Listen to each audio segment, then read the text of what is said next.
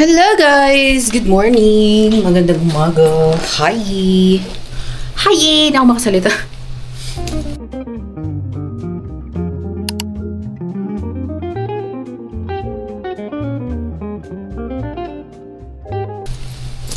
So tayo ay pupunta ng work.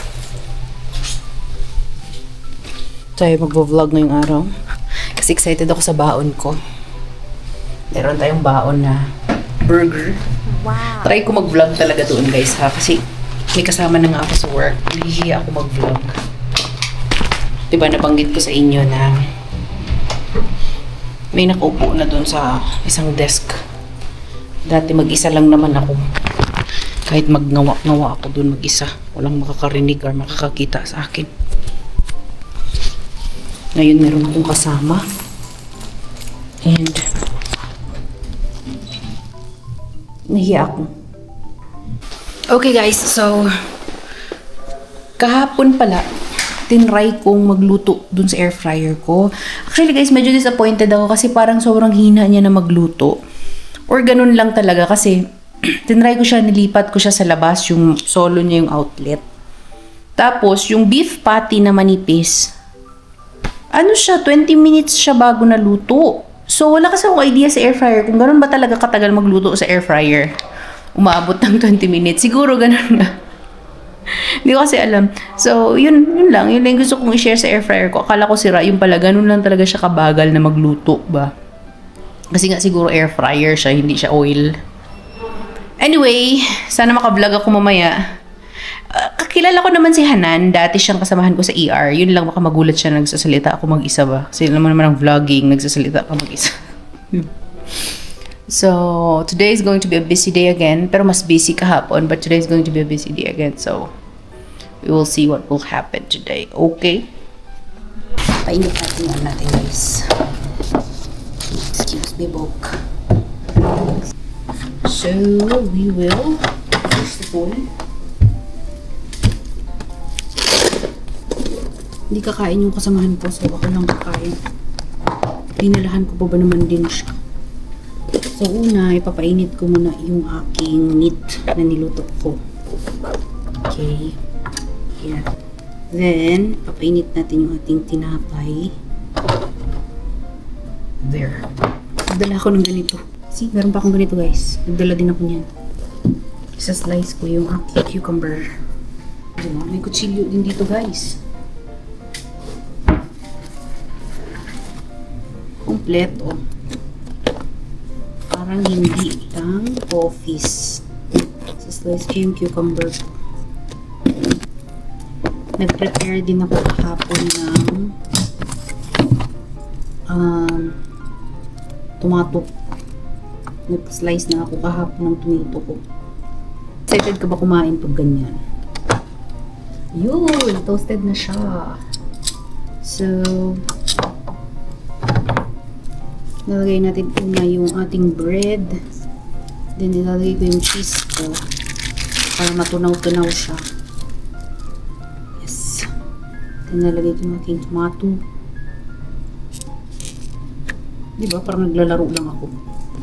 Put sa hospital. See? Bigyan natin yan. Ating patty. Then, lalagay natin yung tinapay ulit. Oh, di ba? Roar! Ilalagay ko siya ulit for init purposes. Then, yung ating sausawan na yun dito. Alam niyo ba guys, bumaba pa ako ng kitchen. Ready na yung ano natin. Mainit na siya. Bumaba pa ako ng kitchen. Bumaba pa ako ng, nagpunta pa ako ng ward. Naghanap pa ako ng asukal. Ready na sana ako magkain. Wala ko asukal. Alam niyo ba yung pakiramdam na yun? Na may kape ka, tapos walang asukal. Isa. So, kain muna tayo saglit guys. Anong ginawa natin na food? Yeah. Tignan ko nga kung masarap yung ano ko. Yung beef. Okay guys. Hindi na ako naka-vlog ulit. Daming ganap. Sobrang daming ganap sa office. Daming nangyayari dun sa office namin ngayon guys. Busy ang career ng mga sangkatauhan. So, ito pa rin yung fish na. Fish ka? Chicken ka eh. Ito pa rin yung ulam natin. Last na siya tomorrow. Kung malungkot ako, last na siya tomorrow. Yung ating chicken na... Kung ano naman tawag sa chicken na ito. Actually, wala tayong ganap today, guys. Usually, sa ano naman ako nagva-vlog sa hospital. Sa work. Ngayon, wala naman akong ganapers ngayon. Ay, masarap pala ito. Isali ko to. Ano ito siya, guys? Pickle. Pickle ng mga Indian. Lemon pickle. Lagay ko siya sa kanin. Ayoko lumabas kasi yung isa kong kasamahan, kasi nga ang titigas ang ulo ng mga tao. Ganyan din ba katigas ang ulo ko, guys? Kaya ako yung nakakaramdam ng katigasan ng ulo nila. Ayoko kasi na not ayoko, pero this is for the good of all, na hindi kasi allowed na yung uniform mo, inuupo mo sa mga sofa. Kasi nga, exposure siya sa indirect transmission yun. Like, yung germs, virus, didikit siya sa damit. Umuupo siya doon. Binawalan ko na. Okay, sabi niya lang. Ayoko naman na nandoon ako tas nakikita ng ibang tao na nakikita ko siya na nakaupo na wala akong sinasabi. Kasi mawawala ng authority yung sinasabi ko, 'di ba? Kaya ako na lang mag-iwas. Ako din umiiwas, 'di ba? Sa totoo lang, guys, pwede naman ako maging stricto-strictuhan, pero hindi kasi talaga siya hindi siya, it's not me. It's not me. Hindi siya ako. Kain tayo, guys. Kain tayo ng breakfast, lunch, and dinner. Hindi kasi ako kumakain sa Hindi ako kumakain ng breakfast, hindi na ako nakakain ng lunch, hindi na ako kakain ng dinner. Ayan na yun. Breakfast, lunch, and dinner na siya, guys. Kain tayo. So, ako ay kakain muna at manonood. Then I will see you later. Siguro lulutuin ko yung lutuin natin yan, guys. Tama. I-bake natin siya mamaya. Yung ating choco crinkles. Ay, baba muna natin sa freezer. Lagay natin sa baba. Para hindi ganun katigas. Oo nga, mag-bake pala tayo mamaya.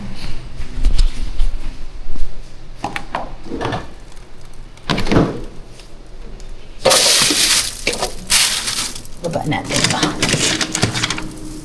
Yes. Balls and gamitin ko tong scooper ko ng ice cream. Ayan. Yes, mas madali siyang ibilog. See? Yes. Ang cute niya. Bilog siya kagad.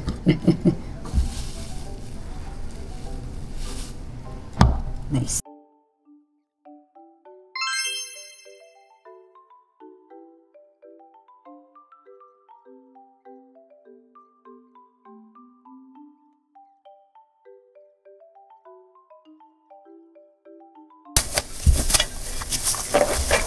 Tayo ng kusina habang wala pang tao. So, ang kailangan mo dito is icing sugar. Para ma-coat talaga siya.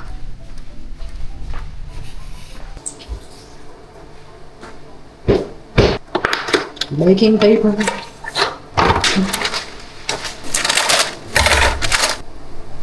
Ibilog natin siya. Actually, hindi ko siya ibibilog. Ipa-flat ko siya konti. Ayan. Lalagay ko siya sa sugar. That's it.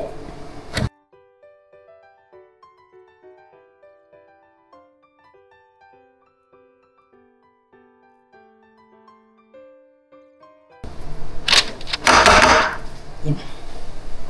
170 degrees for 10 minutes. Ooh. Oh, look at that. Hello.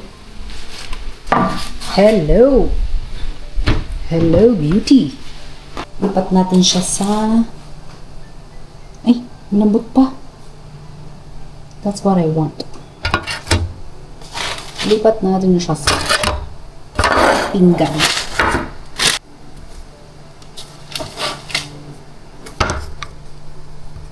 So, meron pa akong natirang half batch, guys. Hindi ko na lulutuin. Para, pag gusto kong lutuin yun, fresh siya ba? Like, hindi siya preheat. So, at least, fresh baked cookies tayo for today.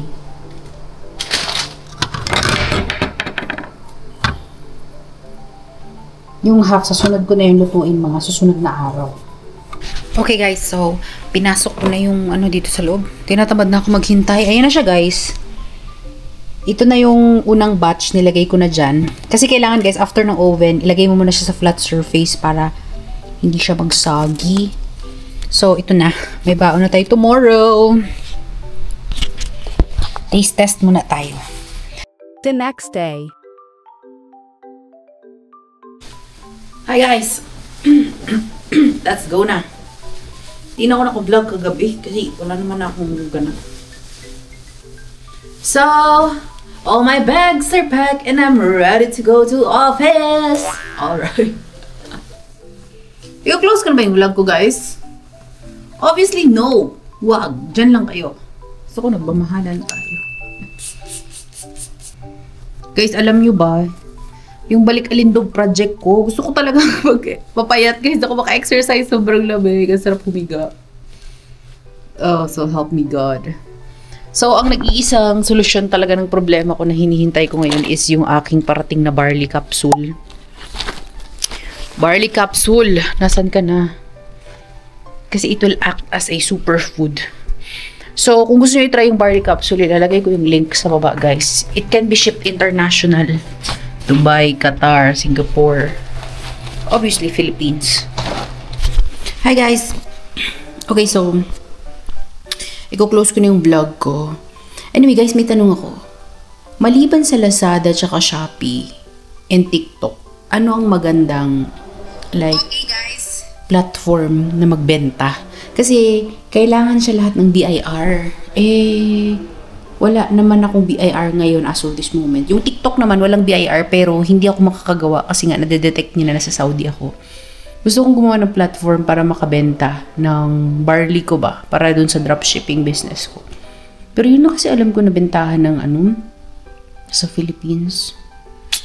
Anyway, close ko ng vlog ko guys. Thank you very much for watching this video. If you're new to my channel, don't forget to subscribe to my channel and like this video. Maraming salamat sa walang sawang panonood guys. Remember to keep safe all the time and God bless you all. Okay? Bye! Salamat.